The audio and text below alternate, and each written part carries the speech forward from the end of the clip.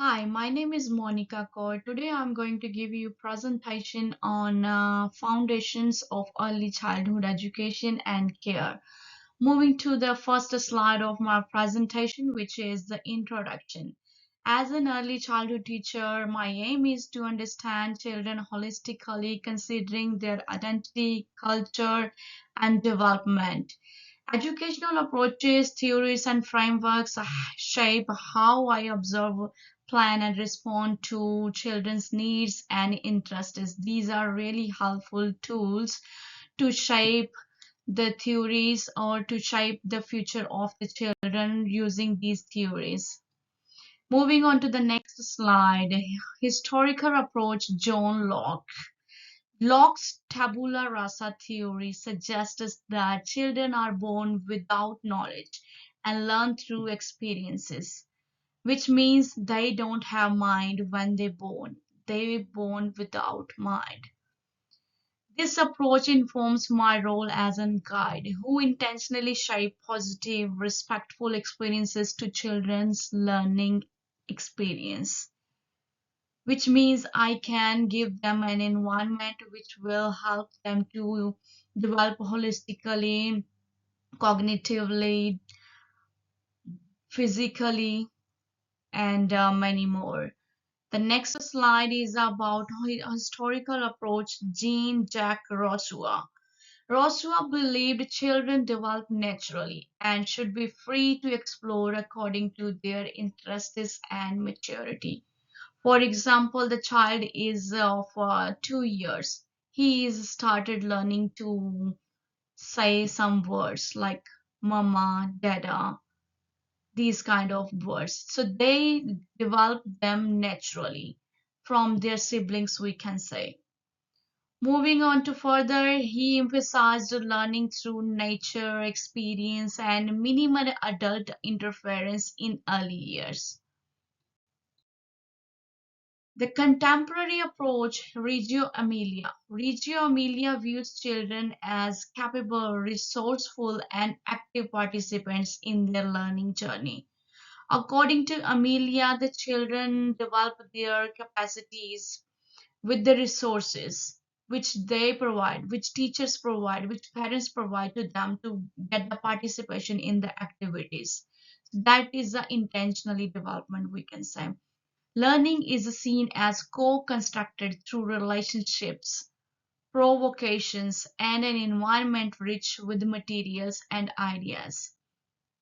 Same we can see in the picture that some material is provided to children to play with that, like sand and some buckets. So they are learning through the play. Contemporary approach, play-based learning. Play-based learning positions play as a central to children's cognitive, social, and emotional development. As an ECT, I use play to scaffold learning and allow children to express themselves meaningfully through exploration. For example, take the children to the garden to explore, and we tell them that tell us what you can see. They can see green grass, they can see trees. In this way, they learn cognitively and they explore the things. Moving on to the next slide, which is the theory Bronfenberg's ecological system model. Bronfenberg explained children's development through interconnected systems, which is microsystem, mesosystem, exosystem, macrosystem, and chronosystem. Children's learning is affected by their family, culture, community, and broader society influences. Moving on to the next slide, which is about the frameworks. EYLF version 2. EYLF version 2 means early year learning framework. Promotes a secure relationship, inclusive practice, and holistic development through 5 learning outcomes, according to ACECQA 2022. Outcome 1 is children have a strong sense of identity. Outcome 2 comes is the children are connected with and contribute to their world. Outcome 3 is children have a strong sense of well-being. Outcome 4 is children are confident and involved learners. Outcome 5 is children are effective communicators. The next slide is about the national quality standard. The NQS ensures quality across 7 areas such as relationship, curriculum, and health, supporting continuous improvement. Quality area 1 is about educational program and practice. Quality area 2 is education, children's health and safety. Quality area 3, physical environment. Quality area 4, staffing arrangement. 5 is about relationship with children. 6 is with the collaborative partnership with families and communities. And 7 is the governance and the leadership. The NQS standards plays an integral role in early childhood education.